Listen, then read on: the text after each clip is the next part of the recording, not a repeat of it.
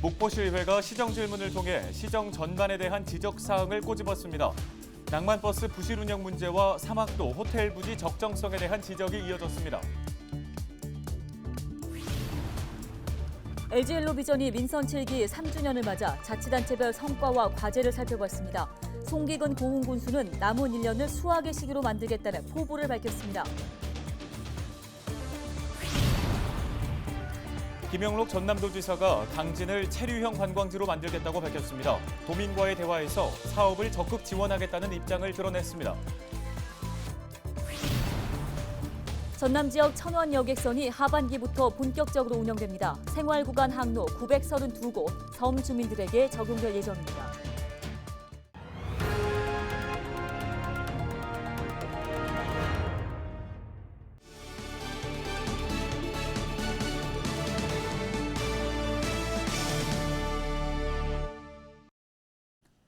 시청자 여러분 안녕하십니까? 헬로티비 뉴스입니다.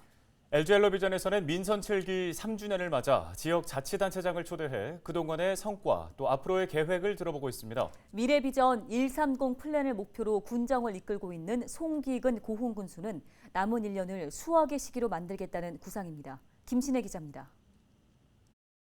한 해 군 예산 1조 원 시대, 군민 1인당 소득 3천만 원, 인구 감소율 제로. 이 세 가지를 골자로 하는 미래비전 130 플랜은 송기근 고흥군수가 취임 당시 선정한 군정 목표입니다. 고흥 발전과 군민 행복을 위해서는 변화와 개혁이 필요하다는 판단에서 비롯됐습니다. 그로부터 3년이 지나 민선 7기 3주년을 맞았습니다. 지난 3년 동안 우리 고흥의 변화와 개혁을 통해서 고흥 발전의 기반을 다져왔습니다. 남은 1년 동안은 그 기반을 토대로 해서 앞으로 그동안 계획했던 것들을 수확하는 시기 더 분발해서 전 공직자와 함께 더 열심히 뛰어가고 있습니다. 송 군수는 지난 3년 동안의 가장 큰 성과로 예산 확보와 인구 유치를 꼽았습니다. 실제로 120여 개 공모 사업에 선정돼 사업비 3,500여억 원을 확보했고 고흥으로 귀농하거나 귀촌한 사람이 4,200명을 넘어섰습니다. 특히 이번 이슈 토크에서는 목표였던 미래비전 130 플랜이 어느 정도 실현되었는지 판례를 통해 확인하는 시간도 마련됐습니다.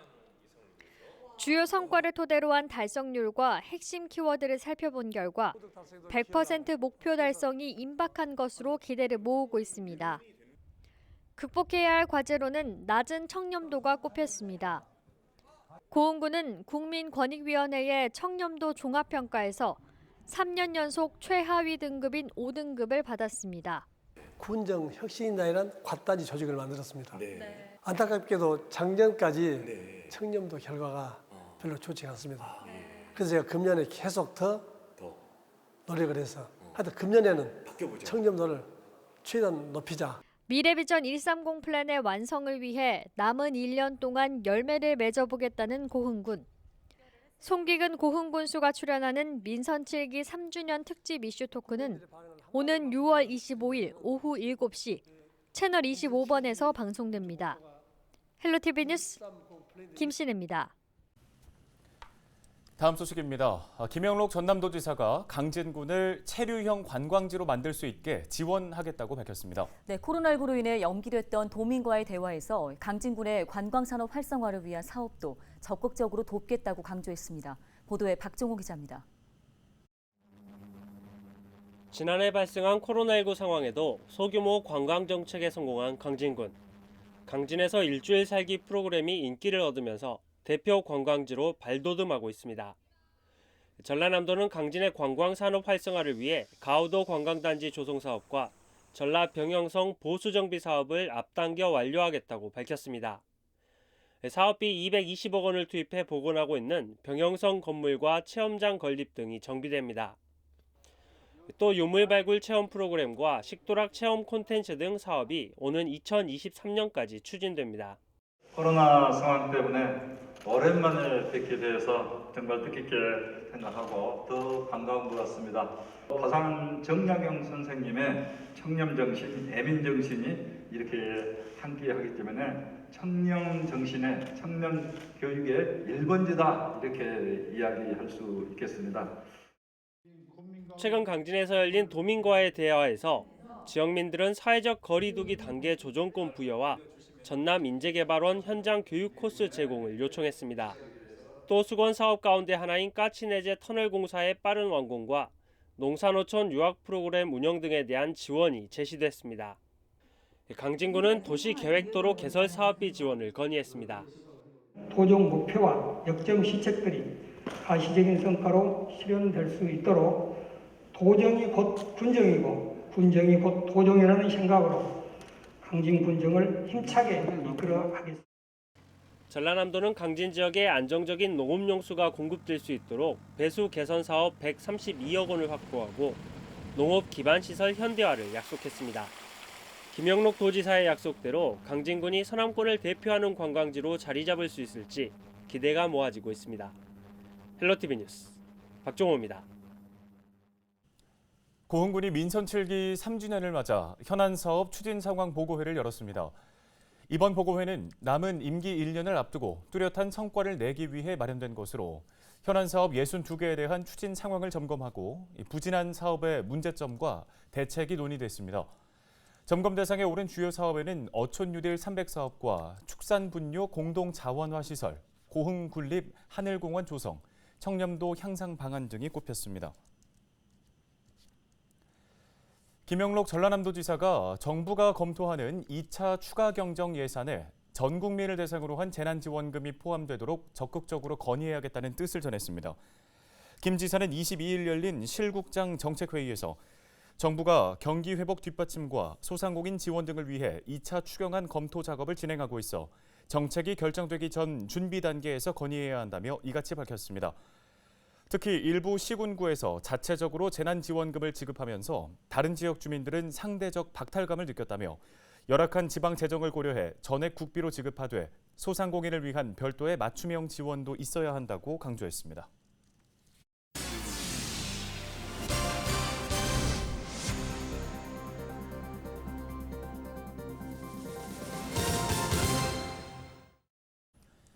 목포시의회 시정질문에서 목포 낭만버스의 부실한 운영 실태가 도마 위에 올랐습니다. 사막도에 항만 기능이 남아있는 상태에서 5성급 호텔 건립을 추진하겠다는 건 성급한 결정이라는 지적도 이어졌습니다. 보도에 고정민 기자입니다. 목포시가 지난해 6월에 도입한 낭만버스입니다. 대중교통이 잘 닿지 않는 지역에 교통 편의를 제공하겠다는 취지에서입니다. 그런데 사업자 선정 과정에서 문제가 있다는 지적이 나왔습니다. 공공형 버스 운영은 비영리 법인이나 단체도 참여할 수 있지만 목포시는 공모 과정을 거치지 않고 시내버스 운영업체에만 위탁을 줬다는 겁니다. 낭만버스 보조금을 시내버스 운영업체 대표 개인 통장에 입금했다가 뒤늦게 전용 통장으로 입금하고 3개월치 수익금을 세입 조치하지 않았다는 문제도 거론됐습니다. 매월 말일날 마감을 하면 10일 이내로 세입 조치해야 되는데 한 번도 하지 않고 목포시는 다른 지자체에서 시내버스 운영업체에 위탁을 주는 사례가 많아 그대로 따랐다는 입장.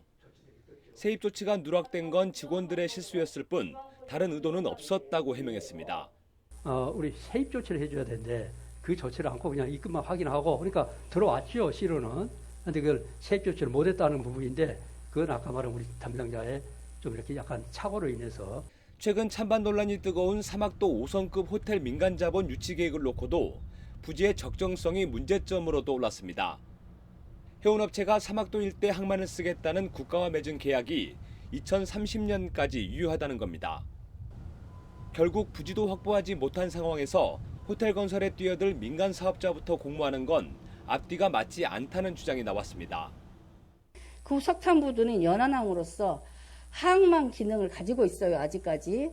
그 항만 기능을 언제까지 유지할 수 있을까요? 그걸 언제든지 변할 수가 있죠. 어머요. 예.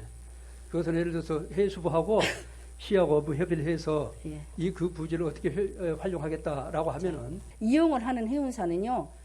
국가와 계약에 의해서 2030년까지 이용을 할 수 있어요. 이전 안 해도 되죠. 얼마든지 변경이 가능하죠.